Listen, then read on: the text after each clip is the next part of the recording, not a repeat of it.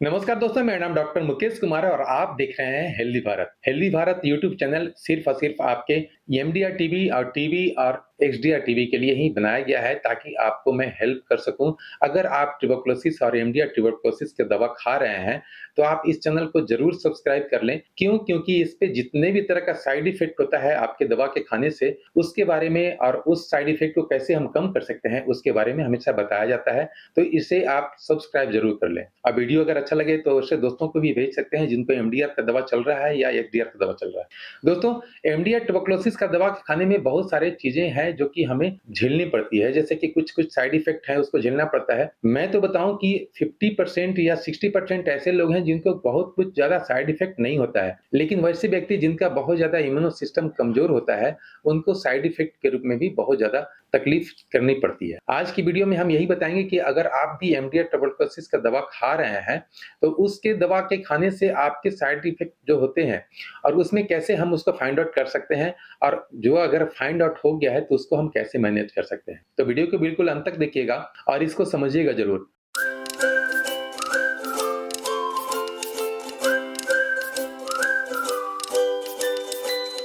अगर आप MDR tuberculosis का दवा खा रहे हैं तो आपके शरीर में, आपके ब्लड लेवल में बहुत सारे चेंजेज हो सकते हैं। सबसे पहला जो चेंजेज होता है वह होता है हमारा लीवर फंक्शन टेस्ट में एसजीपीटी का बढ़ना और एसजीओटी का बढ़ना। या टीबी के दवा खाने से भी, एमडीआर की टीबी के दवा खाने से भी या एक्सडीआर की टीबी के दवा के खाने से भी ये होता है। जनरली एसजीपीटी और एसजीओटी का जो नॉर्मल वैल्यू होता है, मैं ओवरऑल बता देता हूं कि 8 से लेके 45 तक इसे नॉर्मल माना गया है। अलग-अलग मेथड से करने पर अलग-अलग वैल्यू होता है। किसी में 35 दिखाता है, किसी में 40, किसी में 45। मैं ओवरऑल बता रहा हूं कि एसजीपीटी 8 से 45 और एसजीओटी भी 8 से 45 मान के चलते हैं कि ये नॉर्मल वैल्यू होता है। लेकिन जैसे ही आप दवा खाना शुरू करते हैं ट्यूबरकुलोसिस का, एमडीआर ट्यूबरकुलोसिस का या एक्सडीआर ट्यूबरकुलोसिस का, तो आपके लीवर फंक्शन टेस्ट में वही एसजीपीटी, एसजीओटी बढ़ने लगता है। बहुत सारे लोगों को क्या, सभी लोगों को साथ में लीवर को ठीक रखने के लिए, लीवर के लिए अलग से टॉनिक या अलग से सिरप या अलग से टैबलेट कैप्सूल के रूप में भी चलाया जाता है, जो आपको बाजार से पर्सनली आपको लेना होता है। वह सरकार की तरफ से या गवर्नमेंट हॉस्पिटल से नहीं मिल पाता है। तो आप अगर एमडीआर या किसी भी तरह का टीबी का दवा खा रहे हैं तो आपको लीवर क्या, सिरप, कैप्सूल या टैबलेट लेना जरूरी है और उसे आप जरूर लें। क्योंकि जैसे ही आप दवा खाना शुरू करेंगे तो आपको पेट में जलन होना या उल्टी का होना या फिर खाना का नहीं पचना या फिर भूख का कम लगना, ये सारे प्रॉब्लम होने वाले हैं। मैं इसलिए बता दे रहा हूं ताकि आपको भी अगर यह प्रॉब्लम हो रहा है तो आपको यह संतुष्टि होना चाहिए कि हाँ, ये सब होना है। अगर आपको पहले पता रह जाए कि हाँ, हमें ये सब होना है तो थोड़ा सा कम हो जाता है, ताकि ये लग पाता है कि हाँ, ऐसे लोगों को हुआ है तभी ये बताया जा रहा है, आपको भी ये हो सकता है। तो आपको सिंपली क्या करना है, कुछ-कुछ पैरामीटर है, कुछ-कुछ ब्लड टेस्ट है जो कि आपको हमेशा कराते रहना चाहिए। कम से कम 1 से 2 महीना के बीच में कराते रहना चाहिए और यह जानते रहना चाहिए कि आपके अंदर क्या चल रहा है। उसमें मोस्ट कॉमन जो टेस्ट है, अगर आप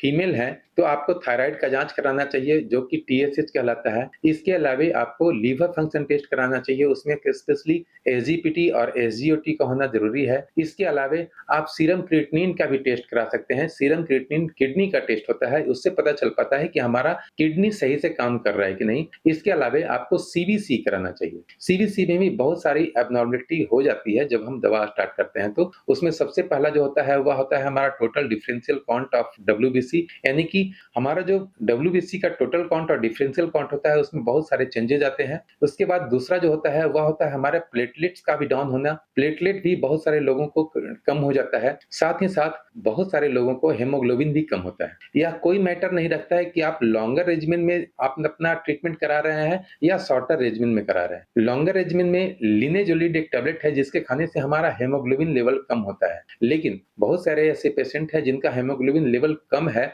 और वह लिनेजोलिड नहीं खा रहे हैं। क्यों? क्योंकि उनका जो दवा चल रहा है वह शॉर्टर रेजिमेन में चल रहा है और शॉर्टर रेजिमेन में लिनेजोलिड का इस्तेमाल नहीं किया जाता है। तो अगर आप भी एमडीआर की दवा खा रहे हैं, तो liver function test, kidney function test, TSH यानी कि थायराइड के लिए टीएसएच और सीबीसी, यह चारों टेस्ट तो मस्ट है। और मैं बताऊँ तो मैक्सिमम जगह पे जो गवर्नमेंट हॉस्पिटल है, वहाँ पर ये सारे टेस्ट अवेलेबल हैं, वहाँ पर आप करा सकते हैं। आपके पास पैसे की कमी है तो, और नहीं तो आप प्राइवेट से भी करा सकते हैं। प्राइवेट से कराएँगे तो इसमें लगभग 1000 से 1500 के आस-पास लग जाएगा। आप कोशिश करेंगे कि जो हॉस्पिटल में हो रहा है वो वहाँ दे दें, और थायराइड का जाँच हो सकता है कि आपको हॉस्पिटल में नहीं हो, तो टीएसएच बाहर बाज़ार में आप कराएँगे तो 200 से 300 रुपए के बीच में आपका हो जाएगा। एक बार भी करा लेते हैं आपको तो यह पता चल पाएगा कि आपका थायराइड का प्रॉब्लम है कि नहीं। अगर नहीं है तो फिर दोबारा कराने की ज़रूरत नहीं है। अगर ज़रूरत पड़े तो 6 महीना या साल भर के बाद भी हम करा सकते हैं। थायराइड के प्रॉब्लम की वजह से महिलाओं में काफ़ी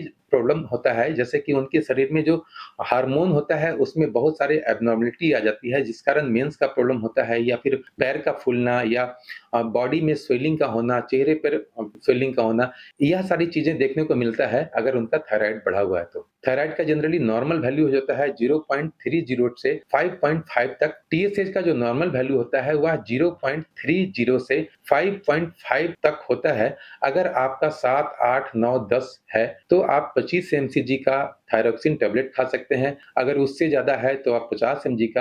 आप टेस्ट कराएँगे जिस हिसाब से आपका थायराइड का टीएसएच बढ़ा हुआ लेवल आ रहा है, उसके हिसाब से थायरोक्सिन टैबलेट का भी आप इस्तेमाल ज़रूर करेंगे, यह बहुत ज़रूरी है। और अगर आप लिवर फंक्शन टेस्ट कराते हैं और उसमें एसजीपीटी, एसजीओटी का लेवल बहुत ज़्यादा बढ़ा हुआ है, तो आप उसमें कुछ एक ऐसे आयुर्वेदिक चीज़ के बारे में मैं बताने जा रहा हूँ, जिसको आप अगर खाते हैं, तो उससे भी आप अपने एसजीपीटी, एसजीओटी के लेवल को कम कर सकते हैं। उस आयुर्वेदिक का नाम है सोंठ। सोंठ को आप जानते होंगे, अदरक। अदरक जो होता है उसे सुखाने के बाद उसका जो पाउडर बनाया जाता है उसी को सोंठ कहते हैं। आप डायरेक्ट वे में किसी ग्रोसरी स्टोर से सोंठ मँगा भी सकते हैं, या फिर घर पर भी उस अदरक को सुखा करके आप उसका पाउडर बना सकते हैं। दूध के साथ यानी कि हाफ कप दूध के साथ अगर आप आधा चम्मच सोंठ पाउडर मिला करके आप पी लेते हैं, तो आपका एसजीपीटी का लेवल और एसजीओटी का लेवल भी डाउन होने लगता है और वह नॉर्मल के करीब आने लगता है। चूँकि हमें दवा रोकना नहीं है, दवा तो खाते रहेंगे, साथ में इसको भी खा लेंगे तो हमारा एसजीपीटी, एसजीओटी के लेवल कम हो जाता है, तो हमें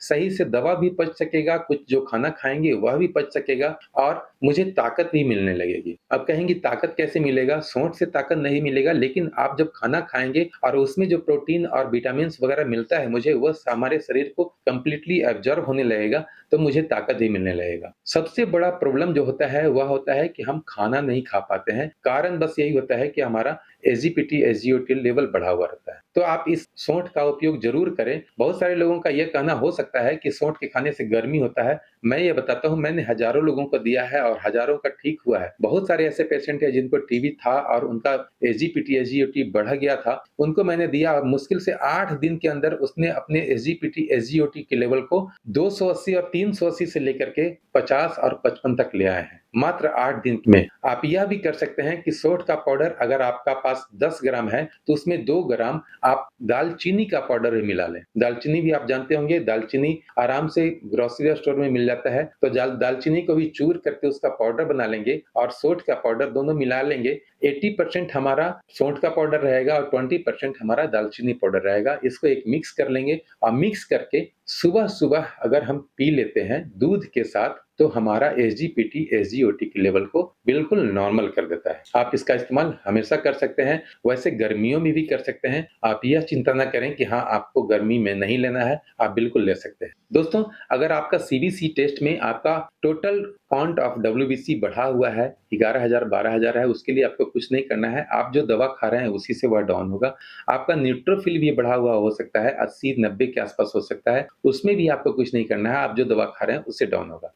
लेकिन जैसे ही आप हीमोग्लोबिन की तरफ जाते हैं, और हीमोग्लोबिन में आपका जो नॉर्मल रेंज होता है वह 12 से लेकर के 16 तक होता है मेल में, और फीमेल में 12 से लेके 15 तक होता है। तो आपका अगर हीमोग्लोबिन भी डाउन हो रहा है, कम हो रहा है, तो उसके लिए हम कुछ घरेलू उपाय कर सकते हैं। अपने खाने-पीने की चीज़ों में कुछ चेंजेस कर सकते हैं। हीमोग्लोबिन बढ़ाने के लिए हमें क्या चाहिए? विटामिन बी कॉम्प्लेक्स चाहिए, साथ ही साथ आपको आयरन चाहिए, कैल्शियम चाहिए, मैग्नीशियम चाहिए और विटामिन सी भी चाहिए। जनरली कहा जाता है कि ट्यूबरकुलोसिस में विटामिन सी यानी कि खट्टा चीज़ों को नहीं खाना, ऐसा कुछ नहीं है। आप विटामिन सी के रूप में संतरा का उपयोग कर सकते हैं, या फिर आप नींबू का भी उपयोग कर सकते हैं। मना सिर्फ सिर्फ़ इसलिए रहता है ताकि अगर आप खाएँगे तो हो सकता है कि आपको खाँसी थोड़ा बहुत भी हो, तो दिमाग में यह जाएगा कि कहीं हमारा टीबी बढ़ तो नहीं रहा है।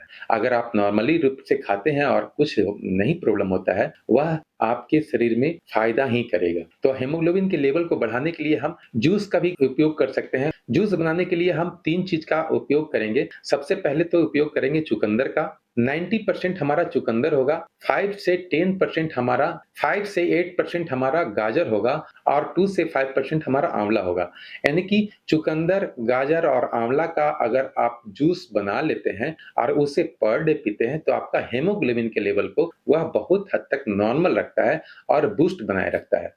हालाँकि हीमोग्लोबिन को बढ़ाने के लिए आपको पायरिडॉक्सिन के रूप में एक विटामिन दिया जाता है, जो कि विटामिन बी होता है, विटामिन बी6 होता है, वह आपके हीमोग्लोबिन के लेवल को मेंटेन करने के लिए दिया जाता है। लेकिन सभी को ज़रूरी नहीं है कि हाँ, वो कंप्लीट मेंटेन ही कर पाएँ, तो आप बाज़ार से इन चीज़ों का उपयोग करके आप अपना हीमोग्लोबिन के लेवल को मेंटेन कर सकते हैं। हाँ, रह गई बात कि प्लेटलेट काउंट भी अगर हमारा डाउन है, तो यह जूस अगर आप पी लेते हैं, तो बहुत सारे जगहों में तो मैं देखा हूँ कि ईज़िली किसी ठेला पर या फिर बाज़ार में मिल जाता है। आप वहाँ भी पी सकते हैं, वहाँ से मँगा के भी पी सकते हैं। अगर घर पे बना लेते हैं, तो अति उत्तम है, क्योंकि घर पे बनाया हुआ चीज़ ज़्यादा अच्छा रहता है। तो इस जूस के पीने से हमारा हीमोग्लोबिन लेवल भी बूस्ट होता है और हमारा जो प्लेटलेट डाउन हो रहा था, उसमें भी काफ़ी बढ़ोतरी होती है। अगर आपका इसके बाद भी कम होता है, तो कुछ सब्जियाँ हैं, उसको भी आप खा सकते हैं। पालक की सब्ज़ी खा सकते हैं, पालक का साग के रूप में खा सकते हैं या फिर आप कच्चा पपीता भी खा सकते हैं, आप कच्चा केला भी खा सकते हैं। उससे भी हमारा काफ़ी मैग्नीशियम और आयरन मिल जाता है कच्चा केला में। अगर पका पपीता खाते हैं, तो उसमें भी हमारा विटामिन बी कॉम्प्लेक्स मिल जाता है। तो इन सारे फलों को भी खा कर के आप अपने हीमोग्लोबिन के लेवल को बढ़ा सकते हैं और आप अपने स्वास्थ्य लाभ पा सकते हैं। दोस्तों, उम्मीद है वीडियो अच्छा लगा होगा। अच्छा लगा है तो वीडियो को लाइक करें, सब्सक्राइब करें अगर चैनल पर नए हैं तो। बेल आइकन को दबाकर ऑल नोटिफ़िकेशन ऑन कर लें ताकि भविष्य में आने वाला हर वीडियो आप तक सबसे पहले पहुँच सके। मिलते हैं अगले वीडियो में, तब तक के लिए जय हिंद, जय भारत।